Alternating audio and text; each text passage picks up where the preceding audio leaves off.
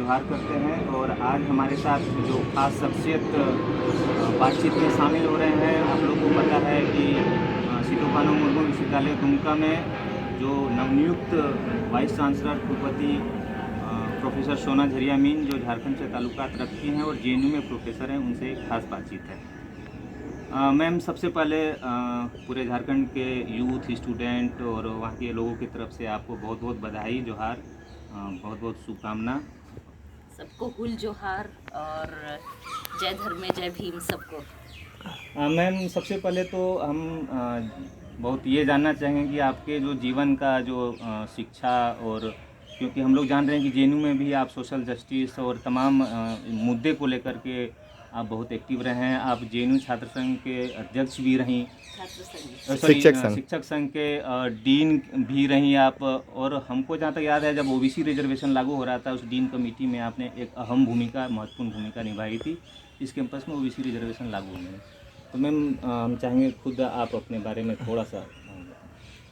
मेरे बारे अभी प्रिंट मीडिया और कई मीडिया की तरफ से तो व्यक्तिगत तौर पर तो बहुत बातें निकल गई हैं, मतलब और पब्लिक डोमेन में आ गई हैं। इसलिए स्पेसिफिक क्वेश्चन होता तो मैं स्पेसिफिक आंसर देती तो थोड़ा उत्तर दे पाती तो ज़्यादा आसानी होती। परंतु यही मैं बोलना चाहूँगी कि मुझे बहुत कम छोटी उम्र में, 5 साल की उम्र में, जब मैं स्कूल जाने वाली थी, उस समय मेरे पिताजी ने मुझको कहा कि बुद्धि सबको मिली है और बराबर मिली है, इसलिए इस्तेमाल सबको बराबर करना चाहिए।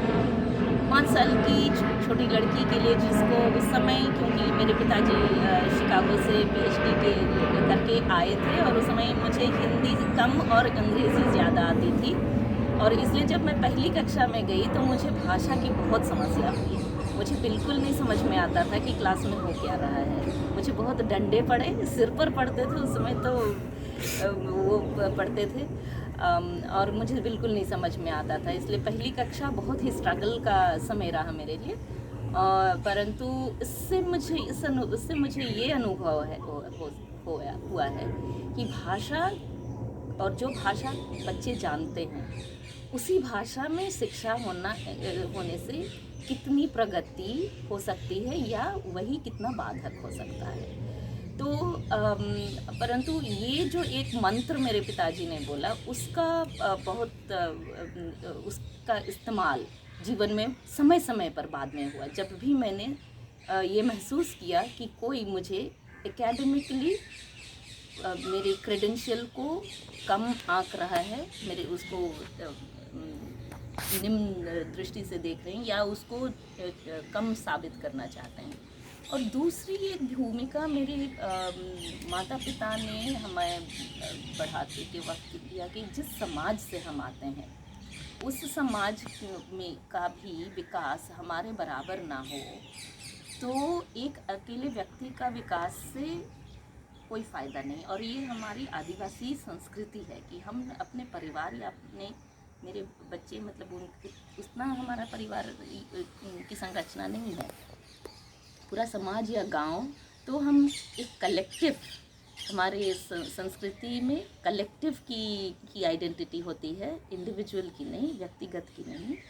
तो एक इस शिक्षा को मेरे माता पिता ने दिया कि हम अपने समाज से या अपने लोगों से, हमेशा मेरे पिताजी ने लोगों का इस शब्द का इस्तेमाल किया, क्योंकि अब जहाँ हम जाते हैं, जहाँ जब बोल रहे हैं, तो हो सकता है झारखंड में खड़े होकर बोले और अपने लोग बोले, तो वहाँ मूल निवासी आदिवासी दोनों अपने लोग होते हैं, क्योंकि वही वहाँ के अबॉरिजिन्स हैं।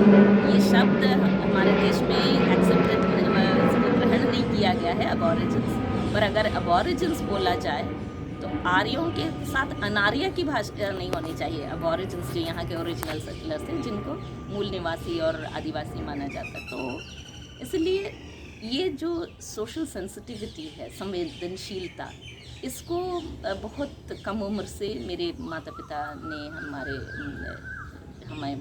हमारे पोषण में उस बात को भी डाला, और इसलिए दूर दूर के रिश्तेदारों के भी रिश्ते हम लोगों को बतलाते थे और हम लोग जानते हैं। और इसलिए जब भी कहीं जाते हैं तो बस हमें अपने ही मिलते हैं। तो ये मेरा बैकग्राउंड है और इसलिए सेंसिबिलिटी मुझे लगता है वही एक शिक्षा से मिली कि हमारी आइडेंटिटी कलेक्टिव की आइडेंटिटी है। और इसलिए जब आप कलेक्टिव को अपने से परे नहीं मानते, तो लगता है कि अपने ही शरीर को तकलीफ हो रही है। और इसलिए जब भी सामाजिक न्याय को मैंने सामाजिक न्याय वाले कॉन्सेप्ट की तरह नहीं लिया, क्योंकि मैं सोशल साइंस की छात्रा नहीं रही हूँ, तो इसलिए मुझे सामाजिक न्याय वो एक कॉन्सेप्ट नहीं रहा है, परंतु सामाजिक न्याय की से संबंधित जितनी बातें हैं वो लगा था मुझे ऐसा लगता था कि मेरे ऊपर प्रहार है, क्योंकि सब मेरे हैं, मेरे अपने, या मैं उस कलेक्टिव का हिस्सा हूँ। इसलिए उस पूरे कलेक्टिव पर अगर प्रहार है तो उसको सहन कैसे किया जा सकता है। मैम, जैसे आपको भी पता है कि झारखंड की जो शैक्षणिक हालत है बहुत ही दूसरे राज्यों की तुलना में ख़राब है, कई सारे राज्यों की तुलना में। और उस झारखंड में भी जो खास करके जो संथाल परगना जो इलाका है, जहाँ पे सिद्धू कानू मुर्मू विश्वविद्यालय अवस्थित है, जहाँ पे आप नवनीत आपकी नियुक्ति हुई है, उस यूनिवर्सिटी की शैक्षणिक हालत पिछले दिनों बहुत अच्छी नहीं रही है। एक समय था कि वहाँ 3 साल का बीए 5 साल में पूरा होता था और सेशन लेट चलता था।